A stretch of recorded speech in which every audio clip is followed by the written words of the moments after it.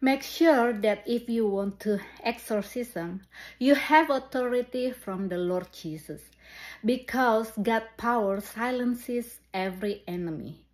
Make sure there are no blemishes or sins in your life. Pray to God first for forgiveness, our sins, and then asking for the protection of the blood of Jesus for you and your family. Then you can cast out the demons. In Acts 19, chapter 13 until 20, speak of the son of a Jewish chief priest named Sceva trying to cast out a demon and using the name of Jesus, but the possessed man attacked and defeated the Sceva. Acts 19, chapter 15, and the evil spirit answered and said, Jesus I know, and Paul I know, but who you are? Because evil spirits know whether God's servants are really used to cast out evil spirits or not. If there is no anointing from God, then your ministry will be in vain. The exorcism can be done by the priest when he is conducting a service at church, like an altar call, spiritual revival. Usually, there will be many miracles performed for His glory.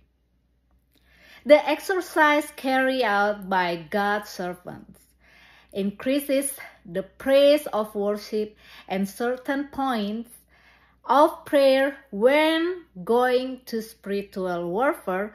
For example, when you come to an area or city and then you pray beforehand, you first investigate what territorial spirit is controlling that area, so that when carrying out the exercise, you are not mistaken and win the area for the glory of the Lord Jesus. And also, do the exercise by ourselves, using the name of the Lord Jesus and using Bible verses. There are several types of exercise. Some can be cured immediately and some go through processes. If you experience spiritual warfare that goes through a process that requires strong mentality and physical, also you need to fast during the exorcism. You must continue to be close to God, relying on God until you get deliverance from evil spirits. Usually, this also happens to God's chosen people who are entering the process of sanctification. Because when they were in the desert, there God showed a lot of His power, His truth, that there is no God like His power. We see that the Israelites who were in the desert received many miracles from attacks by spirit wicked. When I exorcise them, there are times when I rebuke them harshly. When I rebuke with a loud voice, I like to use my language. I speak Bahasa. I said, in the name of Jesus, dari dalam nama Tuhan Yesus, saya ikat setiap kuasa-kuasa kegelapan. Saya hancurkan setiap mantra-mantra sihir, santet, guna-guna. And it means I bound every stronghold and I mention their name if I knew the person. And there are times when I'm softer by laying on my hands or using the word of God and etc. The leadership of the Holy Spirit will take you to the levels of exorcising. The Holy Spirit within you is teaching you something. Jika Anda ingin melakukan pengusiran kuasa-kuasa kegelapan, pastikan Anda mempunyai otoritas dari Tuhan, karena kuasa ini membungkam setiap kuasa-kuasa kegelapan. Dan juga berdoalah terlebih dahulu, meminta pengampunan kepada Tuhan, kemudian perlindungan darah Yesus untuk Anda dan keluarga Anda. Lalu Anda dapat mengusir setan-setan ini. Dalam Kisah Para Rasul 19 ayat 13 sampai 20 diceritakan tentang anak seorang imam kepala Yahudi bernama Skewa yang mencoba mengusir setan dan menggunakan nama Yesus, tetapi orang yang kerasukan itu menyerang dan mengalahkan Skewa. Di Kisah Para Rasul 19 ayat 15, roh jahat itu menjawab dan berkata, Yesus aku kenal dan Paulus aku tahu, tetapi kamu siapa? Karena roh-roh jahat tahu apakah hamba-hamba ini benar-benar dapat mengusir setan atau tidak. Jika tidak ada urapan di dalam pelayanan kita, maka pelayanan kita akan sia-sia. Pengusiran kuasa kegelapan dapat dilakukan oleh pendeta, baik itu secara altar call, ya, kebangkitan rohani, biasanya akan mendapatkan banyak mujizat.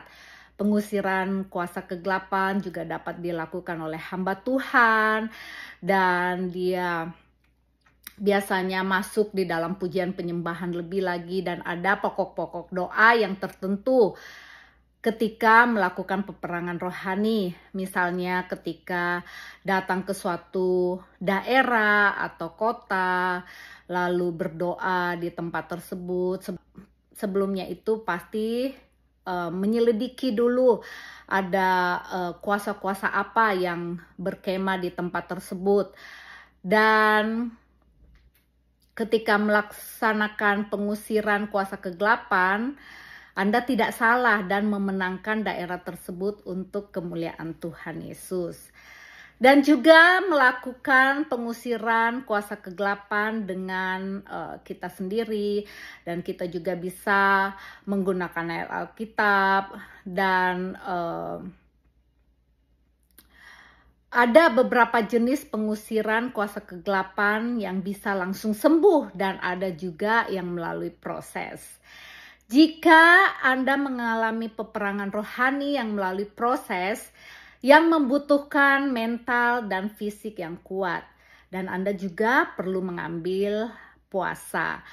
Saat pengusiran kuasa kegelapan, tetap bersandar kepada Tuhan sampai Anda mendapatkan pelepasan. Biasanya hal ini terjadi pada umat yang dipilih oleh Tuhan memasuki tahap sanctification, yaitu dikuduskan oleh Tuhan, ya, karena berada di padang gurun. Nah, saat Anda berada di padang gurun, Tuhan sebenarnya mau menunjukkan begitu besar kuasanya dibanding kuasa-kuasa kegelapan ini. Seperti bangsa Israel yang banyak menerima mujizat di padang gurun dari serangan kuasa-kuasa kegelapan.